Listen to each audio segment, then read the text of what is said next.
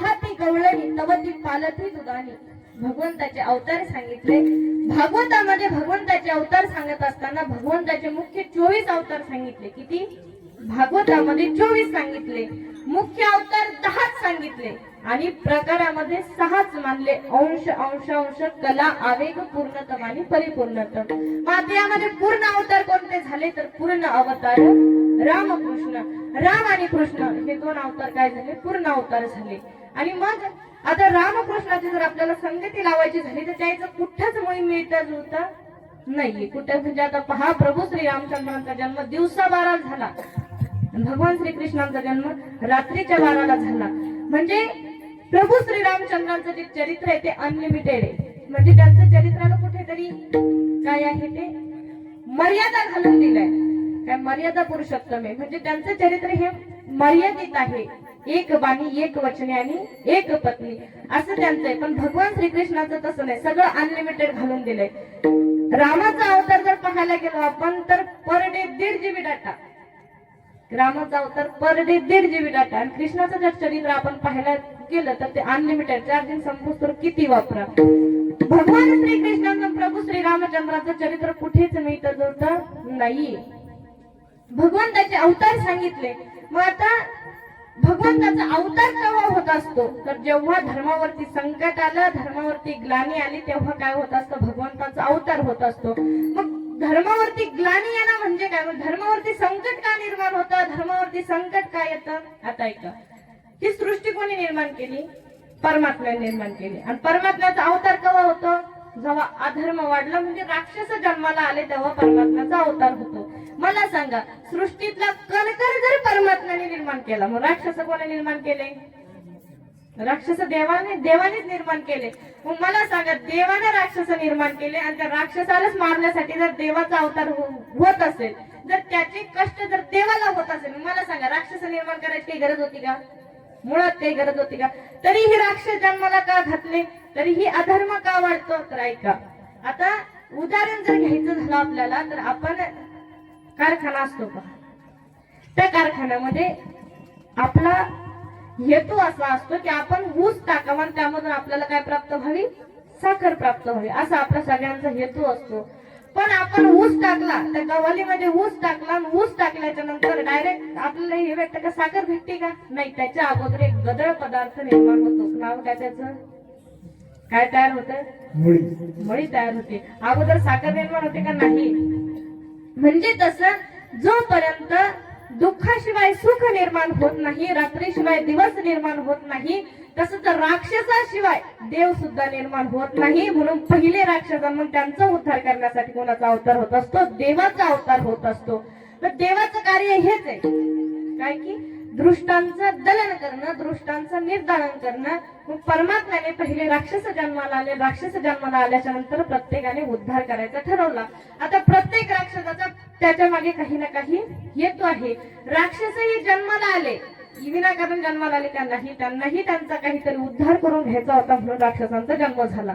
आता देवाने या पृथ्वीवरती अधर्म वाढला, काय झालं? पृथ्वीवरती अधर्म वाढला, परमात्म्याचा अवतार घ्यायचा. आता अवतार घेण्या अगोदर आपल्याला पहिले काही कृष्ण अवतार का झाला तर राम अवतारामध्ये देवाच्या सगळ्या इच्छा पूर्ण झाल्या नाही. मग राहिलेल्या उर्वरित ज्या इच्छा आहेत त्या पूर्ण करण्यासाठी कोणता? कृष्ण अवतार झाला. राम अवतारामध्ये एक कथा येते पहा. एकदा गौतम ऋषीची पत्नी ही अहिल्या आहे. कोणी? गौतम ऋषीची पत्नी अहिल्या झाली. आणि त्या अहिल्याच्या आश्रमातून, म्हणजे गौतम ऋषी एकदा स्नानाला गेले होते, त्यांच्या आश्रमातून त्यांनी इंद्र बाहेर पडताना पाहिला. आणि इंद्र बाहेर पडताना पाहिलं त्यावेळेस त्याने इंद्राला शाप दिला. इंद्राला सांगितलं तुला भग पडतील. आणि आपल्या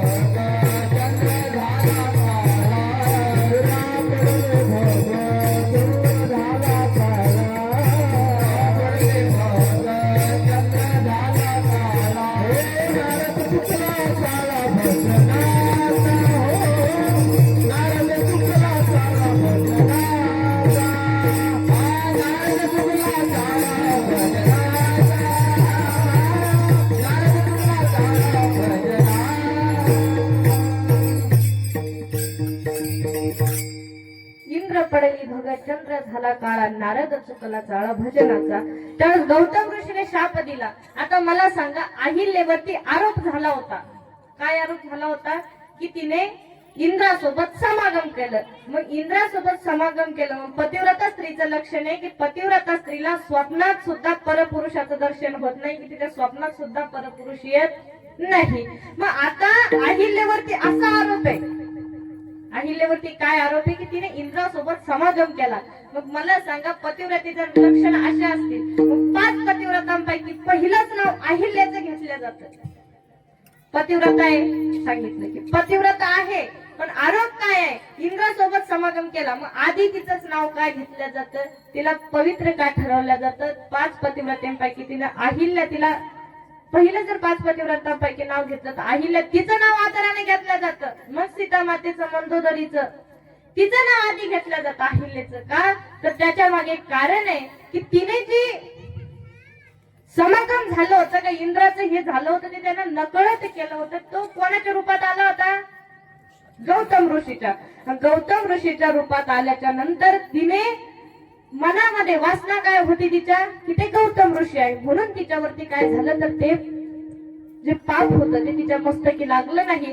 पण त्याच वेळेस गौतम ऋषीने काय केलं तर तिला शाप देऊन टाकला. कोणता? की तू शिळा होशील. काय शाप दिला? शिळा होशील. मग शिळा होशील तेव्हा माझं काही चुकलं नाही, मी शिळा का होईल? मग त्यावेळेस जेव्हा असं झालं, घडलेला सगळा वृत्तांत तिने अहिल्याने गौतमाला सांगून टाकला. आणि मग गौतम ऋषीने सांगितलं की आता एकदा वचन गेलं म्हणल्यावर ते वापस येत नाही. एकदा शाप गेला म्हणजे गेला, पण आता मी तुला उशाप देतो की ज्या वेळेस प्रभू श्रीरामचंद्रांचा अवतार होईल आणि रामाच्या पायाची धूळ, रामाच्या पायाचे रजकण जेव्हा तुला लागतील त्यावेळेस तू काय होशील? पुन्हा स्त्री रूपाला प्राप्त होशील. झाला, उशाप देऊन टाकला. ठरल्याप्रमाणे ज्याप्रमाणे गोष्टी ठरल्या होत्या सगळ्या तसंच झालं. आणि मग अहिल्या जी शिळा झाली होती, प्रभू श्रीरामचंद्राच्या पदस्पर्शाचा तिला पदस्पर्श झाला. आणि मग काय झालं? ती जी दगडाची जी अहिल्या होती ती कशात आली? तर पुन्हा चेतन रूपामध्ये आली, म्हणजे स्त्री रूपामध्ये आली. सगळीकडे बातमी पसरली. काय? की रामानं दगडाची बाई केली, दगडाची बाई केली. मुळात ती दगड नव्हती, दगड होता कसं नाही, ते पहिलं चेतन होतं. चेतनातून जड झालं आणि जडातून परत काय झालं? चेतन झालं. मग इकडे तिकडे बातमी पसरली की देवानं काय केलं? देवाच्या पायानं दगडाची काय झाली? स्त्री झाली. मग आता जे बिना लग्नाचे होते ते कदरेल होते, पोरी भेटत नव्हत्या इकडून तिकडून. आता जर पोरी भेटाले, याच्या त्याच्या हातापाया पडाले, मामाच्या पाया पडाले, वशीला लावाले, कुठं कुठं कुठं कुठं यायचे प्रयत्न झाले. यायला वाटले इतके प्रयत्न करू तर एक एकदा गड उचलून न्यायचा, देवाची त्याला पाय लावायचा, त्याची बाई झाली तीच बायको करून घ्यायची असा. त्यावेळेस त्यानं काय केलं पहा, ज्याला देवरी बाई लागत होती, बायको लागत होती, त्यानं असा गोलगट्टी दगड उचलला. ज्याला गोरी पान लागत होती त्यानं गारगुटाचे दगड उचलले. ज्याला चांगली लंबी लागत होती त्यांनी चिपाडा उचलल्या. सगळ्यांना असे दगड घेतले आणि ते दगडाची वरात आली. आता लक्ष्मण आणि प्रभू श्रीरामचंद्र तिथे बसले होते. रामाने विचारलं की बाबा तुळशीच्या, तपिलाच्या, घागरीच्या अशा दिंड्या पाहिल्या म्हणे, दगडाची दिंडी अजून कुठे पाहिली नाही म्हणे. नेमकी दगडाची दिंडी असेल काय? मग त्यावेळेस काय झालं? रामाने सांगितलं लक्ष्मणाला की बाबा तू काय कर, विचारपूस कर, काय झालं नेमकं, हे कशाचा काय प्रकार आहे. त्यावेळेस लक्ष्मणाने काय केलं? सांगितलं की बाबा मी त्यांना विचारून येतो. लक्ष्मण त्या ठिकाणी आला आणि त्याला विचारायला लागलं की बाबा तुम्ही दिंडी कुठे काढली, नेमकं तुमचा हेतू काय त्याच्या मागचं. त्यानं सांगितलं की बाबा आम्ही ऐकलं की प्रभू श्रीरामचंद्रानं दगडाची बाई केली. काय ऐकलं? दगडाची बाई केली, म्हणून आता आम्ही काय केलं? दगड घेऊन आलो, याची बाई करायची, मग त्या आम्हाला बायका करून घ्यायच्या. कोण म्हणायला लागले? ते ऋषी मुनी ते सगळे म्हणायला लागले. मग लक्ष्मणाने सांगितलं की बाबा तुम्ही काहीतरी गैरसमज होतो म्हणे, दगडाची स्त्री केली नाही, तीच पहिली स्त्री होती म्हणे, पण शापामुळे ती दगड झाली परत स्त्री झाली. मग नंतर त्याने सांगितलं आम्हाला काही सांगायचं नाही, पण आम्हाला बायका, आम्हाला जसं बायका लागत्या. तर दगड घेऊन परत रामाकडे गेले. रामाकडे गेल्याच्या नंतर रामांना सांगायला लागले की बाबा तुम्ही दगडाची बाई करता म्हणे, मग आता आम्ही हे दगड आणले, याच्या बाया करा, त्या आम्हाला बायका करून द्या. रामाने सांगितलं की बाबा हे शक्य नाही, कारण ते मी काही केलं नाही. मुळात ते चेतन होतं, चेतनाचं जड झालं. झालं, जडाचं परत काय झालं, चेतन झालं. तसे तुम्ही डायरेक्ट दगड उचलून आणले म्हणे. त्या दगडाची स्त्री करणं शक्य नाही. मी त्याने सांगितलं, एक त्या दगडाची स्त्री करा, नाही तर मग आम्हाला स्त्रिया बनून तुम्ही आमचे पती व्हा. रामानं सांगितलं की तुम्ही दोन्ही योजनेत बसत नाही, कोणत्याच याच्यात बसत नाही. तुमचं वय धड, तुम्हाला लाडकी बहीण द्याल, तुमचं वय 21च्या आत नाही, 7च्या 21च्या आत आहे की 7च्या नंतर, तुम्ही कोणत्याच योजनेत बसत नाही. एक काम करा, तुमची आता जेवढी इच्छा आहे ती इच्छा मी ह्या जन्मात पूर्ण करू शकत नाही, कारण मी एक पत्नीव्रत धारण करेल, म्हणजे तुम्हाला बायका करू शकत नाही, दगडाच्या बायका करायला ते काही दगडाच्या बायका होऊ शकत नाही, म्हणून दोन्हीही गोष्टी अशक्य आहे. मग मी एक काम करतो, ज्या वेळेस माझा कृष्ण अवतार होईल त्यावेळेस काय होईल, तुम्ही सगळ्यांना मी बायका करून घेईल. प्रभू श्रीरामचंद्रांनी असं सांगितल्याच्या नंतर पुढे त्याच गवळणी भगवान श्रीकृष्णाच्या ज्या 16,108 बायका होत्या, त्या पुढे काय झाला, म्हणजे कृष्ण अवतारामध्ये, राम अवतारामध्ये ज्या काही गोष्टी अपुऱ्या राहिल्या त्या कृष्ण अवतारामध्ये काय झाल्या, पुऱ्या झाल्या. आता पृथ्वीवरती जिकडे तिकडे अधर्म वाढलाय, जास्त अधर्म वाढल्याच्या नंतर जास्त दुःख जर कोणाला होत असेल तर ते पृथ्वी मातेला होत असतं. मग पृथ्वीला तिथं दुःख काही सहन झालं नाही. पृथ्वी तशीच गायीचं रूप घेऊन ब्रह्मदेवाजवळ आली. ब्रह्मदेवाला सांगायला लागली की बाबा आता सोसवे ना भार मजा, आता या पृथ्वीवरती अधर्म खूप वाढला, आता मला भार सोचत नाही, तेव्हा काहीतरी करा. ब्रह्मदेवाला सांगितलं तू गलत ठिकाणी आले, कारण तू आता राज्य सरकाराकडे आली म्हणे. हे काम कोणाचं, केंद्र सरकाराकडे, केंद्र सरकाराचं म्हणे, तिकडे जाय म्हणे तू. त्यानं सांगितलं ठीक आहे. पृथ्वी माता तशाच ब्रह्मदेवाला सोडून दिला आणि त्या कुठे आल्या, भगवान श्री विष्णू देवांजवळ आल्या आणि त्यांना सांगायला लागले की बाबा आता या पृथ्वीवरती खूप भार वाढलाय, पृथ्वीवरती खूप अधर्म वाढलाय, आता मला भार सोसवत नाही, देवा काहीतरी करा. मग देवाने ठरवलं की आता आपल्याला नवा अवतार घ्यायचा. मग अवतार घ्यायचा, आता राम अवतारामध्ये पहिलेच लक्ष्मणाला सगळे घडून जायला होती. वनवास होता रामाला, रामाबरोबर वनवास कोणाला घडला, कोणाला घडला, लक्ष्मणाला घडला. आणि लक्ष्मणाला घडल्याच्या नंतर पृथ्वी माता तिकडून येऊच राहिली, तर देवानं राम लक्ष्मणाला सांगितलं की वंदावे दुरून शिवू नये बाबा, आता काही कर, आता त्या सोबत अवतार घेणार नाही, कारण तू अवघड काम करून ठेवतो म्हणे, तू चपात्या करून घेतो आणि त्याचं प्रायचित्त कोणाला मला भोगावं लागतं म्हणे, आता हे शक्य नाही. त्यावेळेस रामाने सांगितलं की बाबा तेव्हा कोण, मी मोठा होतो, आता एक काम करणार, आता तू मोठा आहे मी लहान होतो, पाळीनं मी आज्ञा तुझी.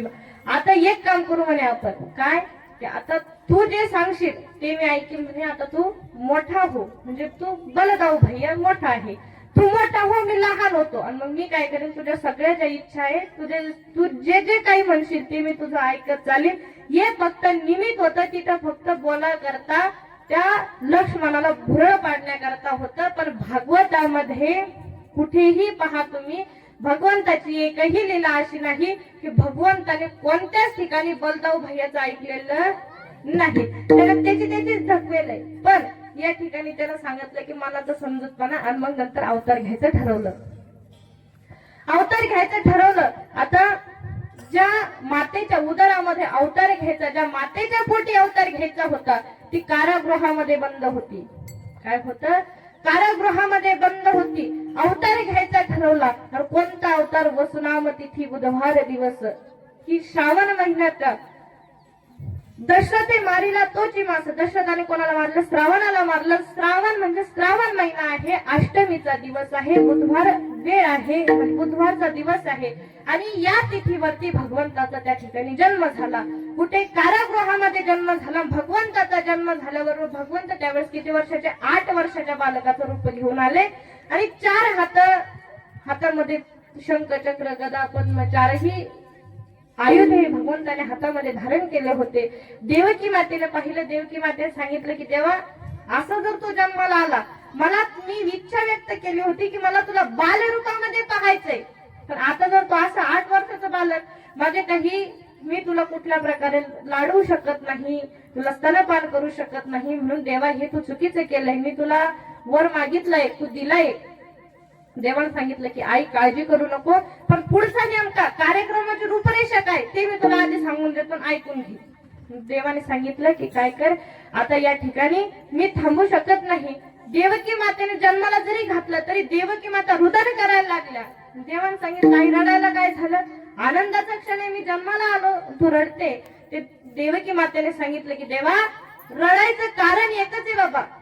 काय आहे की आतापर्यंत 7 जे झाले सगळे त्याने मारून टाकले म्हणे, आता तू 8वाचा झाला, तुला ठेवल का नाही याची गॅरंटी नाही म्हणे, म्हणून रडते. तुला जन्माला तर घातलं पण तुला मी टिकवू शकत नाही. कारण जेव्हा फक्त कंसाला चाळ लागायचं कारण आहे, चाळ लागलं त्याला की तू काय करणार आहे, इकडे येणार आहे, तुला मारून टाकणार आहे. देवाने सांगितलं काळजी करू नको, अख्ख्या जगाला नाचवणारा मी, तो मला काय मारत, तू काळजी करू नको. एक काम कर की मला काय कर, आता इथून उचल आणि गोकुळामध्ये नेऊन ठेव. गोकुळामध्ये ने, गोकुळामध्ये कसं नाही देवा, आता तू काय, तुझ्या आमच्या पायामध्ये बंधन आहे रे, मग आता न्यायचं कसं? बंधन आहे, ते बंधन तुटतील कसे? मग देवाने सांगितलं की तुम्ही काहीच करू नका, एक काम करा, फक्त मला हात लावा. मला हात लावल्याच्या नंतर तुम्ही सगळ्या बंधनातून मुक्त होता. देवाचं धोरणच ते आहे, देवाचा स्वभावच तो आहे काय की ज्याने त्याला हात लावला त्याला सगळ्या बंधनातून मुक्त करण्याचं काम कोणाचं आहे? देवाचं आहे. तर देवाने सांगितलं की फक्त तुम्ही मला हात लावा. आणि उचलीला कमळापती, पायीचे बंधन गळीती. आणि त्याचबरोबर वसुदेवाने भगवंताला उचललं आणि त्या ठिकाणी वसुदेव जे आहे ते सगळ्या याच्यातून मुक्त झाले आणि बेड्या सुटून गेल्या. बंदीखानाच्या कुलपा उघडायला लागल्या. यमुना मातेच्या काठावरती आले. यमुना मातेच्या काठावरती एक टोपली घेतली, टोपलीमध्ये भगवंतांना टाकलं, भगवंताला चालले. तोच यमुना मातेला भगवंताचं दर्शन घ्यायचं होतं म्हणून तिचा पूर वाढत वाढत जायचा. मग देवाने आपला एक डावा पाय काढला, डाव्या पायाचा अंगठा त्या पाण्याला लावला आणि भगवंताचा पदस्पर्श झाल्याने मग नंतर यमुना मातेने सुद्धा वाट दिली. यमुना मातेने वाट दिली. भगवंत गोकुळामध्ये पोहोचले. गोकुळामध्ये नुकतीच यशोदा मैयाच्या पोटी माया जन्माला आली होती. त्या मायाला वसुदेवाने उचललं आणि ते आपल्या इकडे मथुरेला घेऊन आले आणि भगवंताला त्या ठिकाणी यशोदा मैयाजवळ ठेवून दिलं. यशोदा मैयाजवळ भगवंताला ठेवून दिलं. दुसरा दिवस उजाडला. दुसऱ्या दिवशी पाहता काय तर लक्षगृहामध्ये काय झालं तर एका देवकी वासुदेव यशोदा मातेने एका सुंदर अशा पुत्राला जन्म दिला आहे. आणि एक गवळण त्या ठिकाणी गेली. यशोदा मातेकडे पाहिले आणि तिने पाहिलं की मुलगा जन्माला आला आहे. ती तशीच धावत नंद बाबाकडे गेली. नंद बाबा सांगायला लागले की बाबा लाला भयो हे, लाला भयो हे, लाला भयो हे. मग सगळीकडे आनंद आनंद.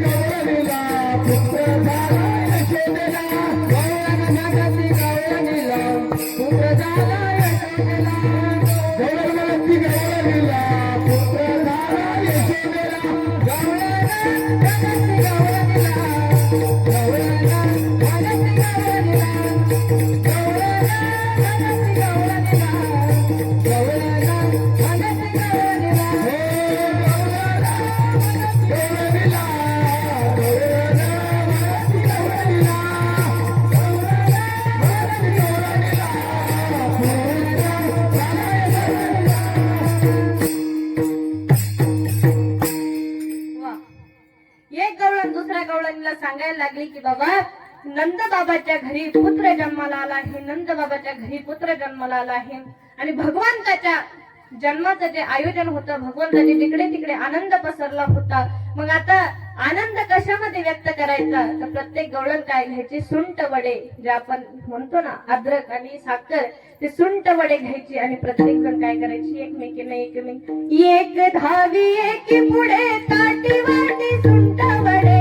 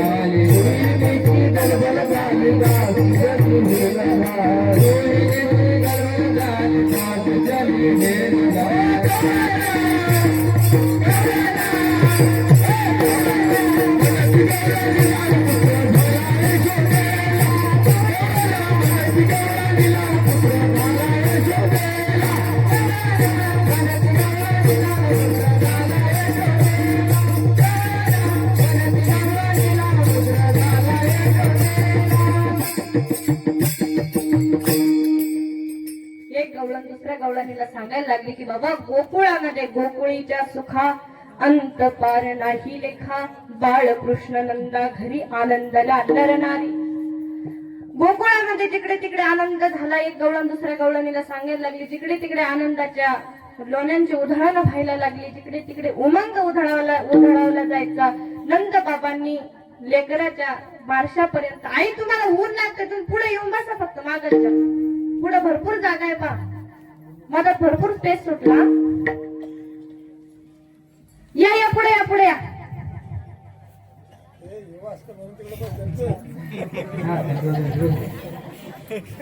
असं आहे का ते, जाऊ द्या ना, हा मग बसा बसा. प्रत्येक गवळण सांगायला लागले आणि त्या गवळणीच्या ते मुलगा झाला म्हणून त्या आनंदामध्ये नंद बाबा काही काही वस्तूंचे हिरे वाटायचे, माणिक वाटायचे, मोती वाटायचे, सोनं वाटायचे, नाणं वाटायचे. सगळे काय झालं, जिकडे तिकडे ते उमंग उधळला जाऊ लागला.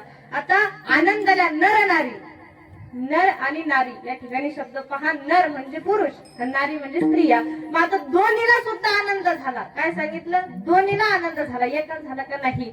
मग आता स्त्रियांना आनंद होणं साहजिक आहे. स्त्रिया छोट्या छोट्या कारणामध्ये आनंद मानतात आणि छोट्या छोट्या, आता एखाद्या ठिकाणून कधी तिकडून दिंडी कधी येताना दिसली ना, दिंडी येताना दिसली, त्याला काही घेणं देणं राहत नाही. ती दिंडी कोणाची, नेमकी कुठून आली, कुठे चालली, काहीच नाही. दिंडी आली का ज्ञानोबा तुकाराम, ज्ञानोबा तुकाराम, त्याचं सुरू होऊन जातं. म्हणजे त्याला आनंदाला कारण लागत नाही. छोट्या छोट्या आनंदामध्ये आनंदित होत्या आणि छोट्या छोट्या दुःखामध्ये त्या काय होत्या, दुःखित होत्या. आता आनंदाचं असं झालं आणि दुःखाचं पहा. एखाद्या मुलीचं लग्न होऊ द्या, नवीन नवीन लग्न झालं आणि मग ती सासरी गेली, सासरीहून एखाद्या वेळेस परत आली, वापस परत आली की मग ती विचारते की बाई तो नेमकं लग्न झालं ना, माय कस काय व सासरले, काय काय चाललंय व तुम्हाला, विचारते ती.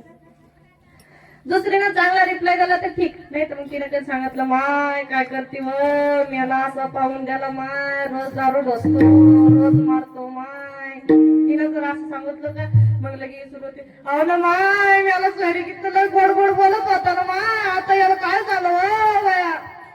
सांगायचं तात्पर्य एवढं की छोट्या छोट्या आनंदामध्ये आनंद मानतात आणि छोट्या छोट्या दुःखामध्ये दुःख मानत असतात. काय पहा, एखाद्या दारुड्याची बायको कधी असली, काय एखाद्या दारुड्याची बायको कधी असली तर दारुड्यानं चांगला जमून जरी गुत्ता हल्ला, चांगला जमून जरी गुत्ता हल्ला तर ती जागी कोण करत नाही, काही करत नाही, उलट म्हणते घ्या ना मेले घेऊन दारुड्याची बायको.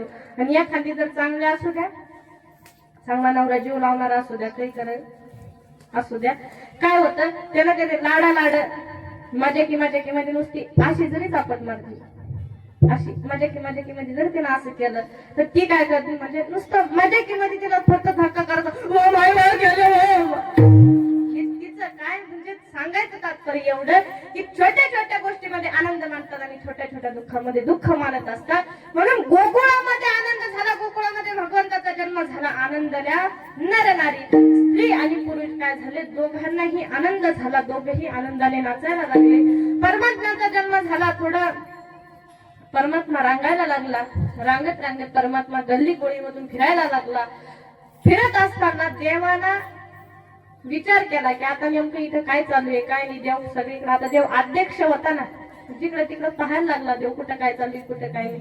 सगळं गोकुळामध्ये देव फिरला आणि भगवंताने काय केलं, कितीतरी अनेक अशा लीला भगवंताने गोकुळामध्ये केल्या. भगवंत एक वेळेस रांगत रांगत जात असताना त्यांनी पाहिलं, राधेच्या घरी गेले. राधेच्या घरी गेल्याच्या नंतर राधेचे जे पती होते अनया नावाचे, ते कुठे गेले होते, जंगलामध्ये गाई घेऊन. आता गवळ्यांचा व्यवसाय काय, गाई चारणे, ते गायी घेऊन कुठे गेले, जंगलामध्ये चालण्यासाठी गायी गेले. दुपारच्या पारी बरोबर मोका साधला आणि भगवंताने काय केलं, राधेच्या घरी हजर झाले. राधेच्या घरी भगवंत हजर झाले आणि त्याच वेळी भगवंताने पाहिलं की घरामध्ये कोणीच नाहीये, की राधा दिसत आहे. गेले भगवंत आणि त्या ठिकाणी त्या राधिकेने भगवंताचं रूप पाहिलं, रूपावरती मोहित झाली. तिला वाटलं की भगवंताचं किती सुंदर रूप आहे, बालकाचं किती भारी आहे, किती छान दिसतोय, किती गोंडस लेकरू दिसतंय. आणि त्यावेळेस राधेने सहज म्हटलं की बाबा तू लहान झाला रे, किती छान दिसतो रे, तू जर थोडासा मोठा असताना म्हणे तर तुला लग्न करून घेतलं असतं, तुझ्यासोबत मी लग्न केलं असतं. देवाने सांगितलं मग त्याला काय लागतं म्हणे, सगळी योजना आपल्याच हातात आहे, लगेच फॉर्म भरतो लगेच अर्ज सिद्ध करून देतो म्हणे. मग देवानं काय केलं, ताबडतोब लगेच मोठा, देवाने सांगितलं व्हायचं मोठं. राधेने सांगितलं, राधाला वाटलं आता हे कसं शक्य आहे म्हणे मोठं होणं, दुसऱ्या काही खोड्या करणं असलेलं साहजिक होत्या, मोठं होणं कसं शक्य आहे. राधिकेचं त्या भगवंताच्या डोळ्यात डोळे घातले आणि राधिकेचं भगवंतावरती प्रेम झालं. तसंच भगवंताने मोठे झाले भगवंत, तेवढे तर भगवंत मोठे झाले. राधेने भगवंताच्या गळ्यामध्ये हात टाकले, भगवंताने राधेच्या गळ्यामध्ये हात टाकले. दोघांची एक नजर झाली, प्रेम भावनेने एकमेकांच्या नजरेमध्ये पाहायला लागले. तेवढ्यात सासू आली. कोणाची? राधेची सासू आली. राधेची सासू आल्याच्या नंतर राधेच्या सासूने ते पाहिलं की आता मला सांगा की सुनानं काही न करता थोडं जरी कारण झालं, सुनाकडून थोडीशी जरी गलती झाली तर बाया गावभर कर हिंडत फिरत्या. मग मला सांगा की परपुरुषाच्या गळ्यामध्ये हात टाकत त्याच्या डोळ्यामध्ये डोळे घालत जर एखादी सून जर एखाद्या सासून पाहिले तर तिला समजून जा, तिला सहन होईल का? सहन होईल का तिला? तसं होईल. तिची तळपायाच्या मस्तकाला दिली गेली की आपली सून परपुरुषाच्या गळ्यामध्ये हात घालून त्याच्याकडे पाहते. मग त्यावेळेस तिला राग अनावर झाला, तिचा रागामध्ये ती पाहायला लागली. तिने सांगितलं की राधे हे कोण आहे? देवाने तिला लगे तशीच ताव ताव ताव ताव ताव ताव रागाने त्याच्या ठिकाणी आली आणि भगवंताचा हात धरला. सांगितलं मेल्या दिवसा आमच्या घरामध्ये येतो, माझ्या सुनावरती तिरपी नजर टाकतो, तुला काही समजतं का? तुला काही दिसतं का? आणि तसंच तिने काय केलं, भगवंताचा हात धरला, वडत वडत वडत वडत. आता पुरावा भेटला होता. इथे काय भेटलं होतं? पुरावा भेटला होता. आजपर्यंत भगवंताने किती जरी चोऱ्या केल्या, भगवंताने किती जरी कुटाने केले, पण पुरावा सापडत नव्हता. काय होत नव्हतं? पुरावा सापडत नव्हता. इकडून तिकडून सापडत तो सिद्ध होत नव्हता. मग हिनं काय केलं, हिनं सांगितलं की नंद बाबा आपल्यावरती विश्वास ठेवत नाही, यशोदा मैया आपल्यावरती विश्वास ठेवत नाही. तसाच भगवंताचा हात धरला आणि त्याला वडत वडत वडत वडत कुठे नेलं? नंद बाबाच्या वाड्याजवळ नेलं. नंद बाबाच्या वाड्याजवळ तिला नेलं आणि त्यावेळेस तिने पाहिलं दारातूनच ती आवाज द्यायला लागली, ओ नंद बाबा, ओ नंद बाबा. नंद बाबा तिकडून आले. नंद बाबा म्हणले हिला आगे मग चावलं काय ना एवढं ऑर्डर राहिलं म्हणे, काय झालं म्हणे. नंद बाबा विचारायला लागले की काय झालं तुला? तिने सांगितलं की आता तुम्ही तईच आमचं खोटं खोटं मानत होते म्हणे, तेव्हा तर तुमचा आमच्यावरती विश्वास नव्हता. आता आज ना पुराव्यासहित काय आणलं म्हणजे तुमच्याकडे आणलं. आणि आता ह्यो बाबा कधीचा निष्ठून कुठं जायला होता, घरात जायला होता आणि तिचा जो खरा खरा नवरा होता त्या खऱ्या खऱ्या नवऱ्याचा हात त्याच्या राधेच्या सासूच्या हातात दिला होता. आता ह्यो घरात जाऊन बसला होता. हिच्या हातात कोण होतं? तिचं खरं खरं पोरग होतं. आणि ही सांगायला लागली की नंद बाबा आलात का? आजपर्यंत तुम्हाला पुरावा पाहिजे होता, पुरावा पाहिजे होता, आता हा घ्या पुरावा. काय पुरावा आहे? मग पहा काय झालं. तुमचा मुलगा भर दुपारी माझ्या घरामध्ये येऊन माझ्या सुनेवरती तिरकी नजर टाकून तिच्या गळ्यामध्ये हात घालून तिच्या डोळ्यात डोळं घालून पाहत होता. नंदबाबांनी सांगितलं ठीक आहे. नंदबाबा म्हणाले की यशोदा कानाला बोलव म्हणे बाहेर. आणि मग यशोदा मैया गेल्या, आपल्या घरामध्ये गेल्या आणि कानाचा हात धरून बाहेर आणल्या. आता हे लेकरू चिडीचूप होतं. एवढं इन्सान दिसत होतं, एवढं इन्सान दिसत होतं की जणू काही याला काही माहित नव्हतं, यानं काही केलंच नव्हतं. हे चिडीचूप जसं तसं आलं.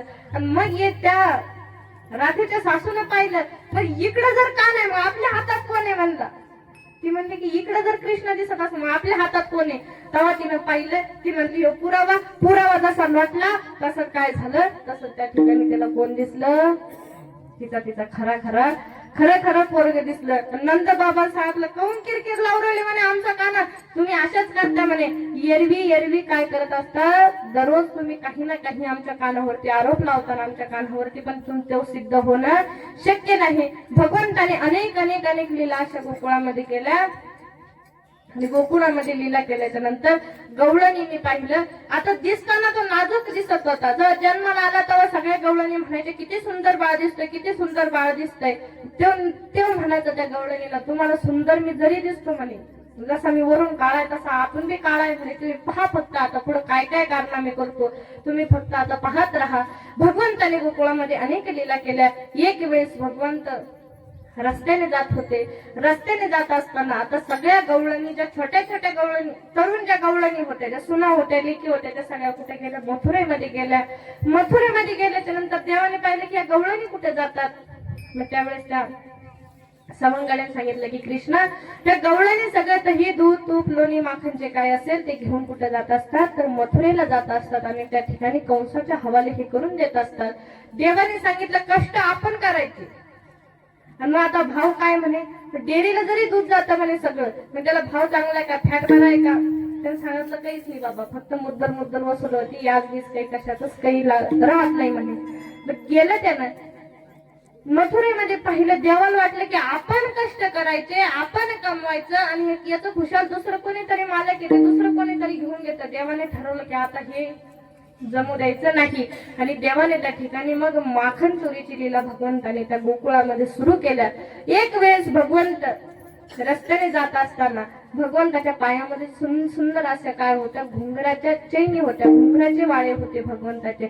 रस्त्याने जात असताना भगवंताचे छुन छुन छुन छुन छुन छुन ते काय वाजायचे? घुंगरे वाजायचे. पण एका गवळणीने पाहिलं. एक म्हणली की बाई कृष्ण आला व, एक म्हणली काय म्हणली की बाई कृष्ण आला. ती म्हणली की कृष्ण आला, मग काय करायचं म्हणे त्याला? काय करायचं? कृष्ण आला येऊ दे म्हणे. मग कृष्ण येताना पाहिला. ते म्हणले की आपण त्याला जर सगळीकडे बोलू म्हणे, विठ्ठल विठ्ठल.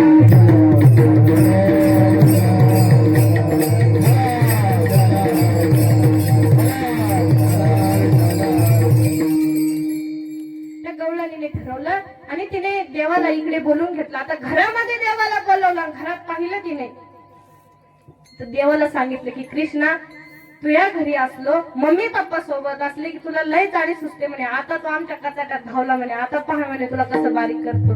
ते म्हणते की आमच्या घरात दूध दह्याची चोरी करतो, आमच्या घरात लोणी चोरतो, आमच्या सुनाईचे नाव घालतो. थांब म्हणे कृष्ण, तुला आता सोडत नाही म्हणे. ते दुसरे म्हणले की याला आता असं सोडायचं नाही, आला नाही हो आपल्या हातात, आता याला 2-3 चांगल्या हंटर द्या म्हणे ठेवून. पण म्हणले दुसरी गवळण म्हणायला लागली त्याला आता सोडायचं नाही म्हणे, 2-3 चांगले धक्के द्या म्हणे ठेवून. ते तिसरे म्हणले की नको, लेकरू लय किवलवाले दिसतं म्हणे, लेकराला मारशील त्याच्यावरती वळ उमटा म्हणे, लाल होईल लेकरू, रडायला लागेल म्हणे, की नको मारू नको लेकराला, खूप नाजूक लेकरू दिसतं म्हणे.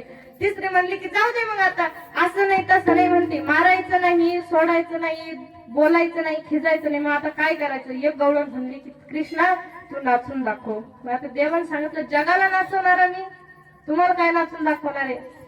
देवाने सांगितलं ते काही जमणार नाही म्हणे बाबा, मी का बाई का म्हणे नाचणार. त्याने सांगितलं आता कृष्णा नाट्य करू नको, तुला जे सांगितलं ते कर, नाचून दाखव आम्हाला. देवाने सांगितलं जमणार नाही. त्या म्हणलं त्याच्या बदल्यात काय द्यासा? त्या म्हणलं की त्याच्या बदल्यात आम्ही तुला ताक प्यायला देतो. देवाने सांगितलं की आमच्या घरी जर गेली तू तर तुपात गाईचे वासर मारायला लागले, एवढा तुपाच्या डेरीचे डेरे आमच्या घरी भरले, तुम्हाला खुशाल ताकाची लालच दाखवती. पण देवाने काय, भावापुढे देव सुद्धा झुकत असतो. देव भावाचा केला, पण गवळणींच्या अंतःकरणातला भाव परमात्म्याने पाहिला आणि परमात्मा त्या ठिकाणी त्या घरामध्ये गेला. घरामध्ये गेल्याच्या नंतर नाचायला सुरुवात करायची. भगवंताने बरोबर एक हात कमरेवर ठेवला, एक हात डोक्यावरती ठेवला, मस्त ठुमुक ठुमुक देव नाचायला लागला. थोडासा नाचला, 1 ते 2 स्टेपा घेतल्या, डबल देव काय झाला, देव थांबला. देव म्हणतो फक्त मला नाचायला लावता का तुम्ही? मीच नाचायचं, तुम्ही काय करायचं? तर त्याने सांगितलं की कृष्णा आता ह्या वयात शोभत करे आम्हाला, ह्या वयात शोभत नाही बाबा, तू नांदी लागू नको, तू नाच ना, आम्ही तो पाहतो ना. त्याने सांगितलं ते जमणार नाही, जसं मला जी शिक्षा मला दिली ती शिक्षा तुम्हाला भोगावी लागेल. सांगितलं गवळणींनी. देवानी सांगितलं, गवळणीने सांगितलं ठीक आहे. आता ते बाकीच्या म्हणायला लागले की बाई जर कोणा पाहिला आपला तर काय अवघड होईल म्हणे, आपल्याला घरात ठेवायला नाही म्हणे. ती एक म्हणली की कडे लावेल ना, घ्याना नाचून, लेकरू म्हणतात ही बी म्हणायला लागली की नाही म्हणे आता जमतं म्हणे आपण आता नाचू म्हणे जरच.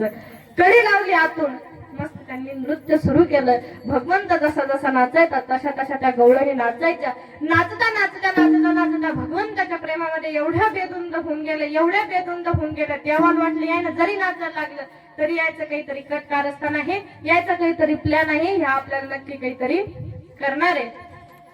त्यावेळेस भगवंताने सांगितलं आणि भगवंताने नाचता नाचता नाचता नाचता कडी उघडली, घराची कडी उघडली आणि भगवंत बाहेर चालता गेला. बाहेरून परत दरवाजा लावून घेतला, बाहेरून कडी लावून घेतली. आत म्हाताऱ्या नाचतच होत्या, आत म्हाताऱ्या बरोबर नाचत होत्या. पण एकीनं पाहिलं, मग ती म्हणायला लागली की बाई केव्हा आपण नाचून आलो म्हणे, पण आपल्या सोबत जे नाचत होतं ते कुठे गेलं. ती म्हणते हे काय वाईट तिथं पाय म्हणे व्यवस्थित दिसतात तुला, जिकडे तिकडे पाय लागला, कुठे देव दिसणार झाला, कुठे देव नव्हताच तिथं. मग ती म्हणली की बाई याला काहीतरी चुना लावला म्हणे, गेला म्हणे आपल्याला. ती एक म्हणली साधा सुद्धा नाही जाणार, त्याला काहीतरी कारनामा केला असं मगच गेला असं म्हणे. गेला तर गेला, दरवाजा उघडून पाहिला, बाहेरून कडी लावलेली दिसली म्हणे. या नुसती कडी लावेल नसन, यानं अजून काहीतरी कारनामा केला असन, काय करेल असन. मग त्यावेळेस भगवंतांनी काय केलं, दही दूध लोणी खाल्लं होतं आणि दुधाच्या त्या घागरी होत्या त्या काय केल्या होत्या, पालत्या घातल्या होत्या. गवळण पाहायला लागली. पाहता पाहता काय दिसलं, अभंगाचं प्रथम चरण. पाहते गवळण, पाहते गवळण,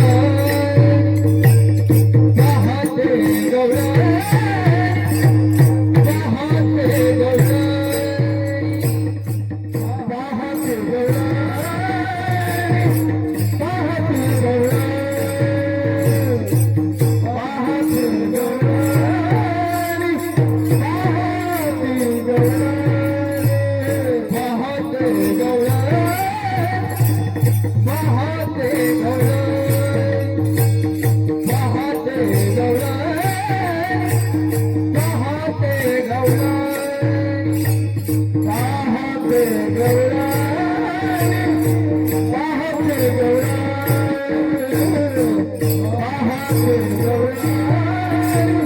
पाहते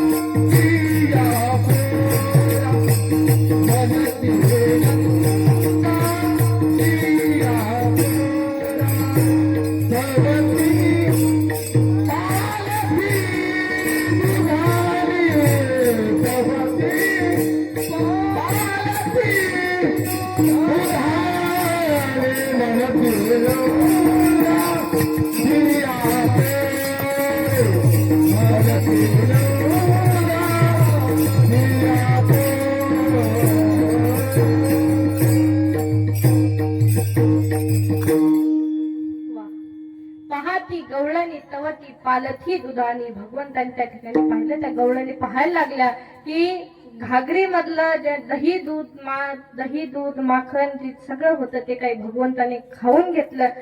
खाल्लं तर खाल्लं, ज्या घागरी होत्या त्या घागरी काय केल्या, उबड्या मारल्या. मग आता एक कोणी केलं असं, आता प्रत्येकीच्या सगळ्याच्या घरात तीच पद्धत झाली होती की सगळं दही दूध माखन जे काय असेल ते खाऊन घेतलं होतं. दुधाने काय केल्या होत्या, पालथ्या घालून घेतल्या होत्या. काही वेळानंतर गवळी घरी आली. गवळ्यानं पाहिलं की सगळ्या म्हातारी एका घरात आहे म्हणे. सगळ्या म्हातारी एका घरात बसल्या, कडी बाहेरून लावून घेतली.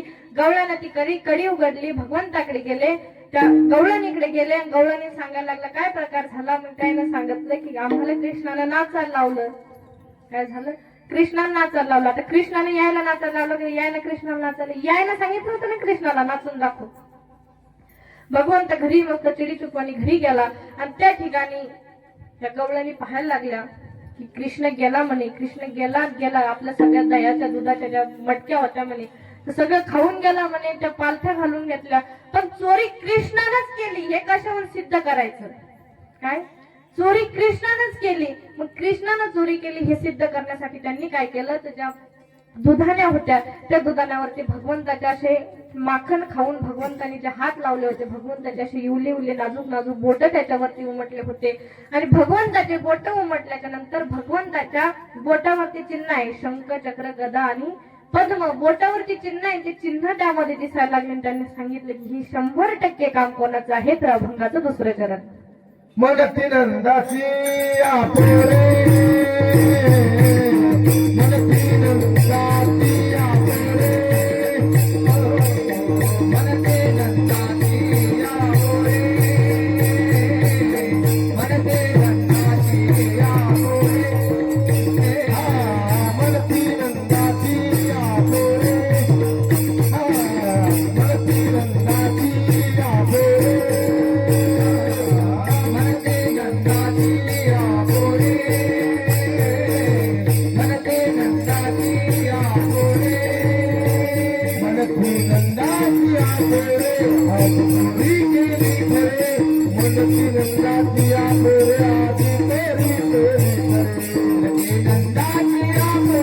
मग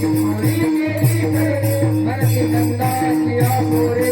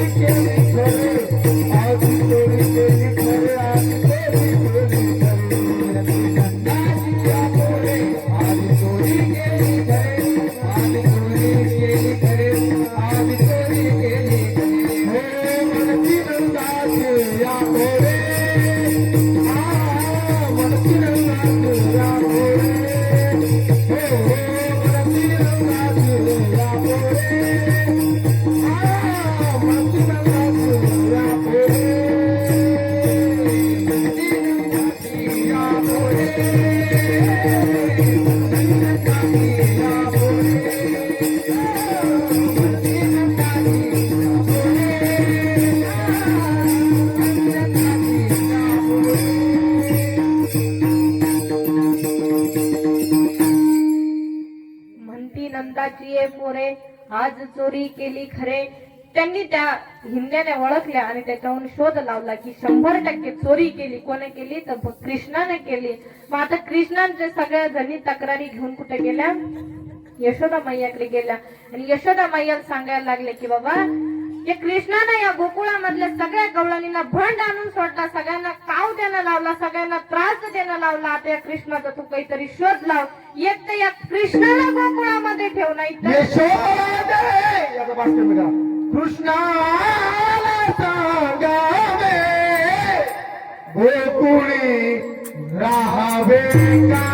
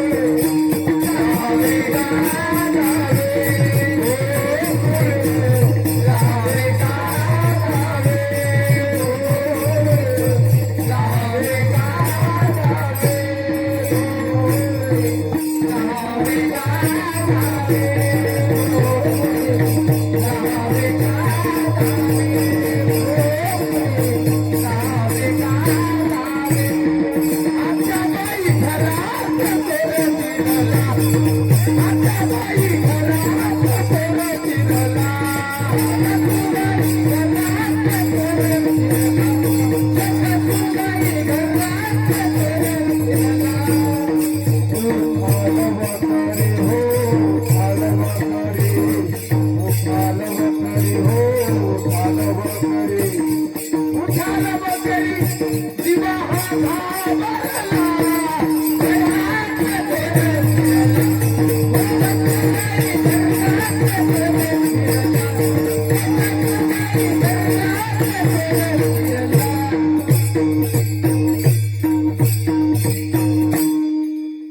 वा एकदा जोरदार टाळ्या वाजवा. मागच्या टॅक्स लावेले टाळ्यावर टॅक्स लावेले का पैसे भरणं पडणार आहे तुम्हाला काही वाजवली तर टाळ्या कोण वाजवत नाही जोरदार टाळ्या वाजवायच्या. वा. सगळ्या गवळणींनी त्या यशोदा मैयाकडे तक्रार केली आणि सांगितलं की यशोदे यत्न सांग या कृष्णाला गावामध्ये ठेव नाही तर आम्हाला गावामध्ये ठेव आम्ही आता गाव सोडून चाललो म्हणे. नाही तर मग आता यशोदा मैयाला वाटलं की आता हे जमत नाही. तिने सांगितलं की आता देवाला गाई चारायला नेल्याशिवाय काही उपयोग नाही. देवाला 100% आपल्याला आता पण आता देवाने सांगितलं की तू कुठं ने मी जन्म मुळातच खोड्या करण्यासाठी झाला. खोड्या नको करू माझे बाबा, खोड्या नको करू माझे बाबा, खोड्या नको करू माझे बाबा, खोड्या नको करू माझे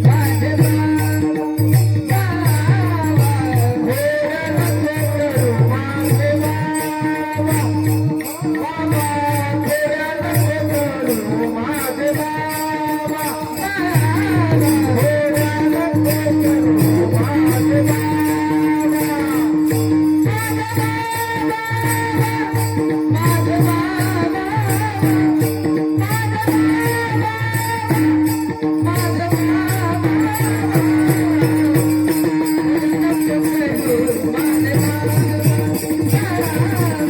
खोड्या नको करू माझे बाबा.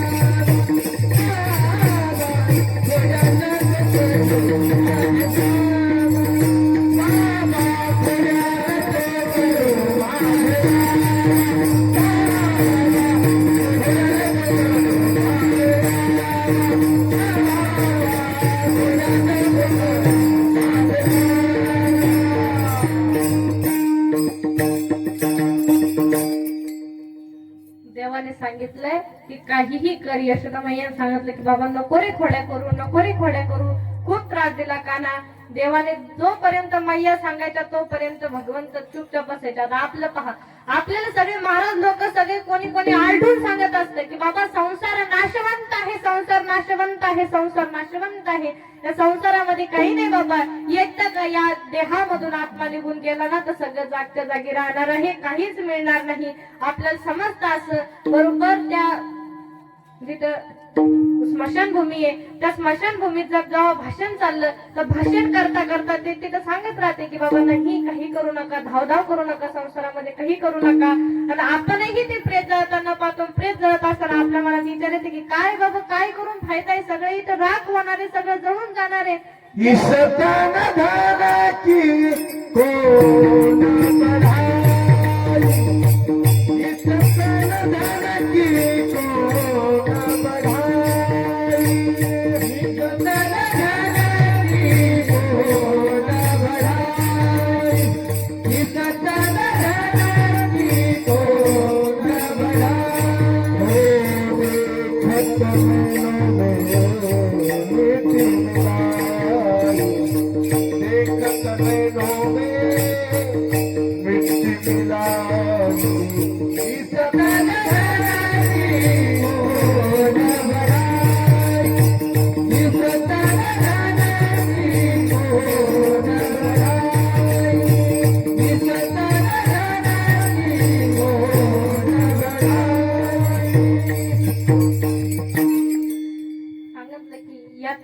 या धनाचं काहीही नाही बाबा. सगळं इथलच्या इथं राहतं. आपल्याला तोपर्यंत वैराग्य उत्पन्न होतं. कुठपर्यंत? जोपर्यंत आपण स्मशानात दुसऱ्याच्या प्रेतात्मा जाताना पाहतो तोपर्यंत आपल्या मनात काय होतं, तोपर्यंत आपल्याला वाटतं की नाही संसारामध्ये धावधाव करून काही नाही, परमात्म्याच्या चरणाजवळ सुख आहे, सगळं आपण तिथं ऐकतो तोपर्यंत.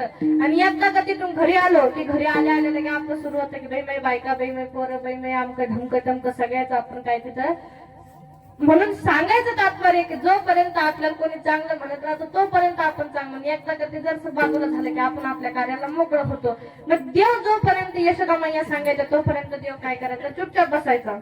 पण मैया जर शिकाणी झाली की देवाच्या परत खोड्या सुरू व्हायच्या. मग आता सांगितलं सगळ्या गवळणींनी सांगितलं की यशोदे याचा काहीतरी तू निटोपा लाव, आता आम्ही त्याला ठेवत नाही, आम्ही राहत नाही, नाही तर याला ठेवत नाही, तुला काय करायचं ते कर. मैया सुद्धा कंटाळल्या आणि मैयानं सांगितलं की बाबा आता तू काय कर, आता तूही घरी जाऊ नको, आता तूही गाई चारायला कुठं रानात चालला जा. गाई भगवंताने उद्या जाई रानात घेऊन बदला. उद्या जाई रानात घेऊन बदला. उद्या जाई रानात घेऊन बदला.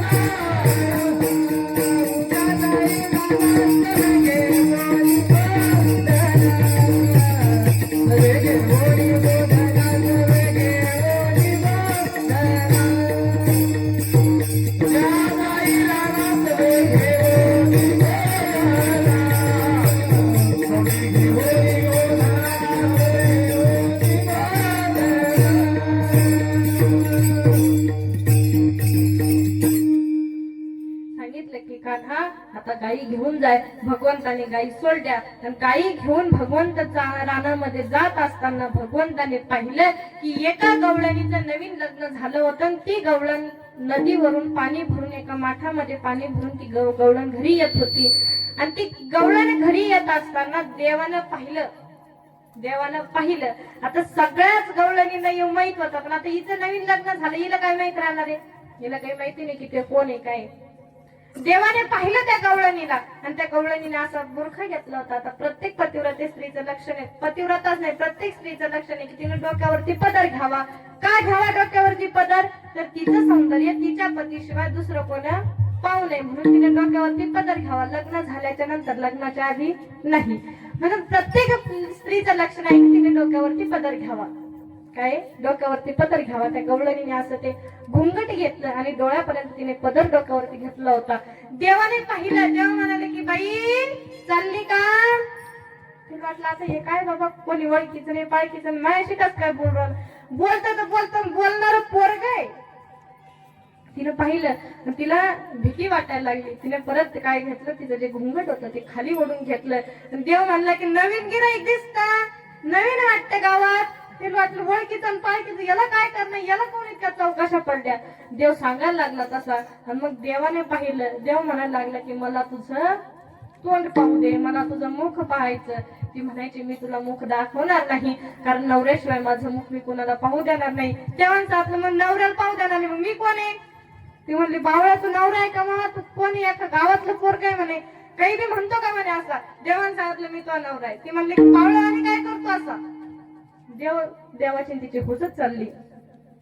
पण आता यशोदा मैयाला माहिती होतं की देवानं पहिले इतक्या खोड्या केल्या, आता हे रानात जरी गाई घेऊन चाललं पण यानं काहीतरी 2-4 कारनामे केल्याशिवाय हे पुढे धकणार नाही. म्हणून यशोदा मैया त्याच्या मागूनच येत होत्या.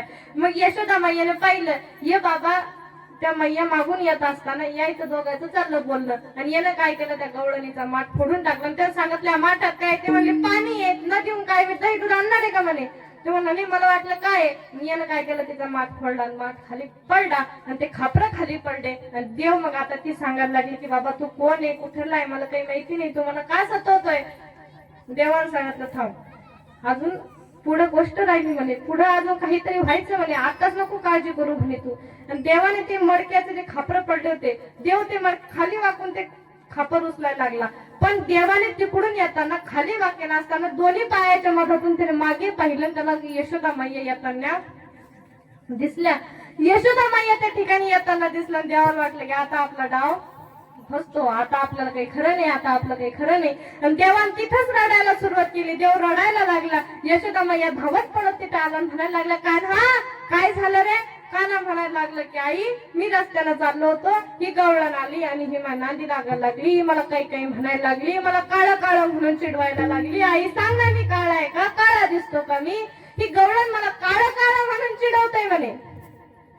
यशोदा मैयाने सांगितलं, त्या गवळणीला दांगडा करायला लागल्या की तुमच्या कावामार मी माझ्या कान्हाला, सोन्यासारख्या लेकराला मी जंगलामध्ये गायी घेऊन पाठवण्याची माझ्या कानाला आजपर्यंत माती माहित नव्हती, माझ्या कानाला काटा मोडणं माहित नव्हता, माझ्या कानाला काडी मोडणं माहित नव्हती, पण आज तुमच्या कावामुळे त्याला कुठे गायी घेऊन त्याला गायी चारायला पाठवावं लागतंय आणि आता सुद्धा तुम्ही ताण देता का?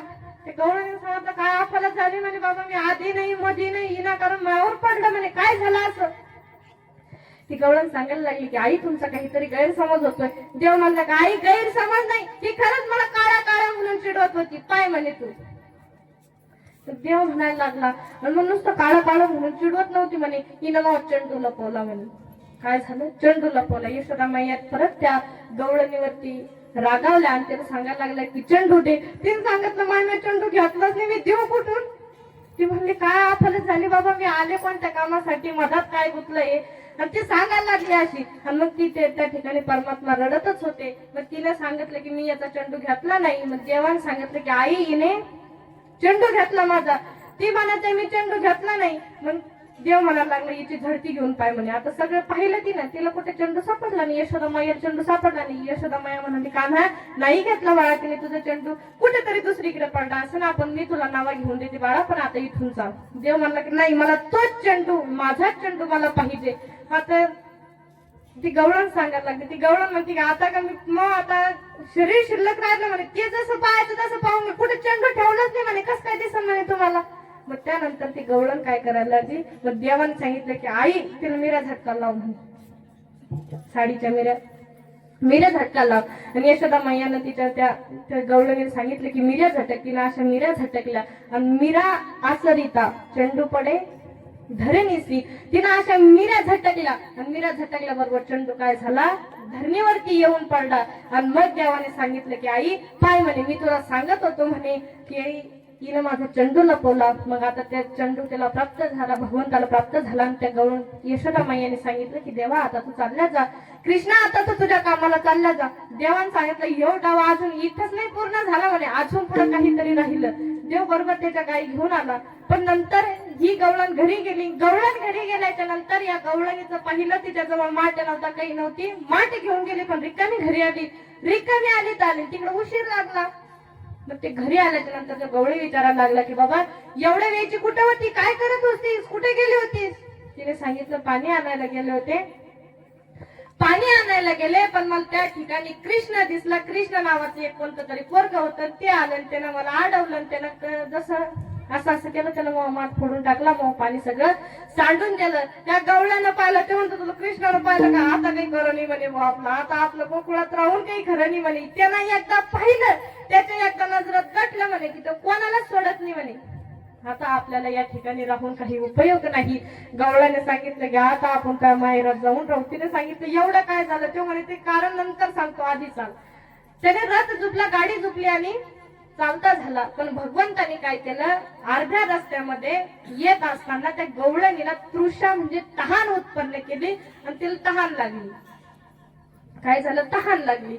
आणि तिला तहान लागल्याच्या नंतर मग तिने गवळ्याला सांगितलं की बाबा तुम्ही आता पटकन उतरा, मला पाणी आणून द्या. गवळ्याने सांगितलं की आता थोडंसं राहिलं म्हणे, आता काय पाणी प्यायला पुरतं म्हणे. तिने सांगितलं की नाही मला आत्ताच पाणी लागतं. मग त्या ठिकाणी त्या गवळणीने सांगितलं आणि गवळी घागर घेतली, गवळ्याने पाणी आणण्यासाठी गेला. तेवढ्यात या बाबानं त्याचं सेम टू सेम जशाच तसं त्या गवळ्याचं रूप धारण केलं. मस्त एक माठ घेऊन आला, एक मडकं घेऊन आला आणि त्या ठिकाणी त्या गवळणीला सांगितलं की पाणी पिऊन घे, आपल्याला पटकन या जंगलातून जावं लागतं म्हणे. का तर या ठिकाणी एक बहुरूपी राहतो म्हणे. कोण राहतो? एक बहुरूपी राहतो. तो काय करत असतो म्हणे, कोणत्याही व्यक्तीचं हुबेहूब रूप धरत असतो. आता हा बोलणारा कोण होता? भगवंत होता. कोणत्याही व्यक्तीचं हुबेहूब रूप धारण करत असतो म्हणे आणि त्याला तो फसवत असतो. त्या गवळ्याने सांगितलं असं आहे का बाई, चाला म्हणे माई, तर आपल्याला काही थांबायचं नाही, आपण लवकरात लवकर इथून चालला जाऊ. त्याने सांगितलं ठीक आहे. ती गवळण आणि भगवान श्रीकृष्ण त्या गवळ्याच्या वेशातले भगवान श्रीकृष्ण त्या सासऱ्याला पोहोचले, त्या गवळणीच्या माहेरामध्ये पोहोचले आणि त्या ठिकाणी पोहोचल्याच्या नंतर काही वेळाच्या नंतर गवळी त्या ठिकाणी आला आणि गवळ्यानं पाहिलं बाबा नाही दसम्या नाही.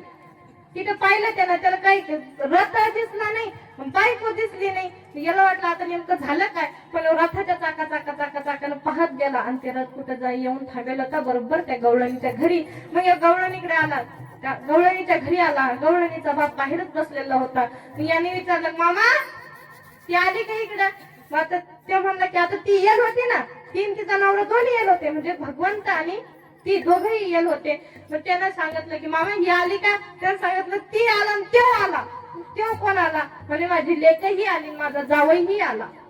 त्यो म्हणला की तुमचा जावई आला, मग मी कोण आहे. तो म्हणला मला काय माहिती तू कोण आहे, माझा जावई घरात गेला म्हणे, तू पण आमच्या जावयासारखाच दिसतो म्हणे. तो म्हणला काय आपलच झाली. तो घरात गेला, तो म्हणायला लागला की मीचा खरा नवरा, ह्यो खोटा आहे म्हणे, ह्यो कृष्ण आहे म्हणे. ते म्हणायला लागले की बावळा गिवळा झाला काय तू, मग ह्यो खरा नवरा आहे म्हणे, आम्ही इथून तिथून सोबत येऊ राहिलो, पण माझ्या नवरा सांगेल म्हणे की एक बहुरूप फिरवतो, तो बरोबर दुसऱ्याचं रूप धारण करत असतो, तो फसवत असतो म्हणे. ती गवळण त्या ठिकाणी सांगायला लागली की तू काही माझा नवरा राहू शकत नाही. जो खरा होता त्याला म्हणायची तू माझा नवरा नाही, जो खोटा होता त्याला म्हणायचं ही, त्याला काय म्हणायचं हा माझा नवरा आहे. झालं. पण आता या गवळ्याला काही राहावं नाही ना. गवळ्याने नंद बाबाकडे त्या ठिकाणी नेलं. त्या सगळ्या गवळणीला आणि त्या गवळ्याला नंद बाबाकडे आणलं. नंद बाबाला सांगितलं की बाबा आता तुम्हीच न्याय करा, ही बायको माझी आहे. देव म्हणायचं ही बायको माझी आहे. नंद बाबाने सांगितलं काही काळजी करू नका, आपण एक काम करू, एक मोठी विहीर बनवली. विहीर म्हणजे खड्डा खोदला आणि सांगितलं की दोघांनाही, जे दोन गवळी होते तर दोघांनाही त्या कोपऱ्यावरती उभं राहायचं सांगितलं की या नदीवर, या विहिरीवरतून जो कोणी उडी मारन त्याची ती बायको. आता मला सांगा, ज्याच्या 2 पावलामध्ये पृथ्वी आकाश पाताळ तीनही व्याप्त झालं, त्या परमात्म्याला 800 फुटाची विहीर काही लांब होती का नाही. तेव्हा सांगितलं ठीक आहे बाबा. ना आता दोघांनी उड्या मारल्या. आता त्या जो गवळी होता, जो खरा होता, त्याला वाटलं की आपण हिच्यासाठी मरायला काही पुरत नाही, शेर सलामत तो पगडी पचास, ही जर गेली तर आपण दुसरी करू, पण आपण ह्या नांदी लागायचं नाही, हे रिस्क काम आपण काही घ्यायचं नाही. मग गवळे ते म्हणायला लागला, गवळ्याने सांगितलं की आपण काही रिस्क घेत नाही म्हणे बाबा. पण आता हा उतावळा नवरा गुडघ्याला बसे, हा काय झाला होता, हा जोमात होता. याला माहित होतं की आपण सहज या विहिरीवरून उडी मारतो. देवाने पहिल्या कोपऱ्यावरून दुसऱ्या कोपऱ्यावरती पटकन उडी मारली आणि उडी मारल्याच्या नंतर मग नंद बाबाने पाहिलं. नंद बाबा म्हणले की तो उडी मारली का. देवाने सांगितलं मी उडी मारली म्हणे, ही बायको नाहीये. नंद बाबाने सांगितलं, त्याने ओळखून घेतलं की हे आपलंच कॅलेंडर आहे. नंद बाबाने सांगितलं ज्यानं उडी मारली नाही का त्याची ही बायको आहे म्हणे, तुझी बायको नाही. ज्यानं उडी मारली नाही म्हणे त्याची ही बायको आहे. आणि नंतर मग नंद बाबाने जो गवळी होता त्या गवळ्याला त्याची खरी बायको प्राप्त करून दिली. अशा अनेक लीला भगवंताने गोकुळामध्ये केल्या. भगवंताचं जे चरित्र होतं, जे कृष्ण राम अवतारामध्ये ज्या काही लीला अपुऱ्या राहिल्या होत्या त्या कृष्ण अवतारामध्ये पूर्ण केला. आता गवळणीने पाहिलं की दुधाने पालथ्या झालाय. काय झालं, दुधाने पालथ्या झालाय. मग कृष्णाने चोरी केली, कशावर सिद्ध करायचं. मग ज्या अर्थी दुधाने पालथ्या झाल्या त्या अर्थी कृष्णाने चोरी केली. कारण कर्म पालथ करायचं काम फक्त आणि फक्त कोण करू शकतो, तर भगवंत करू शकतो. आणि म्हणून त्या ठिकाणी काय सांगितलं, त्यांनी सिद्ध करून दाखवलं की मडक्या ज्या अर्थी पालथ्या आहे त्या अर्थी चोरी कोणी केली, तर भगवान श्रीकृष्णांनी ती चोरी केली. आता वारकरी संप्रदायाच्या नियमाप्रमाणे आता सगळ्यांनी आपले 2 हात उंच घ्यायचे, उंच म्हणजे वरती करायचे आणि मुखाने नामस्मरण करायचं आणि हाताने टाळी वाजवायची. विठोबा रखुमाई,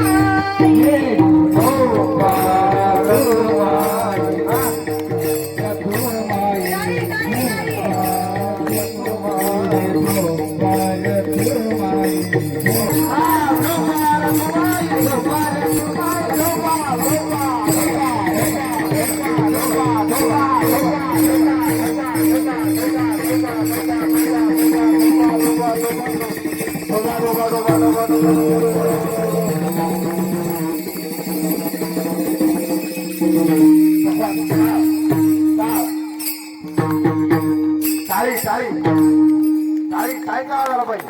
हा पकवास हा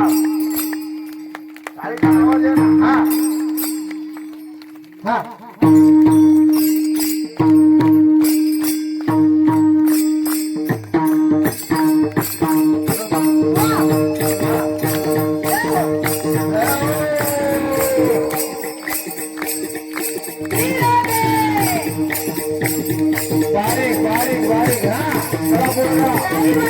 हातावरती घ्या.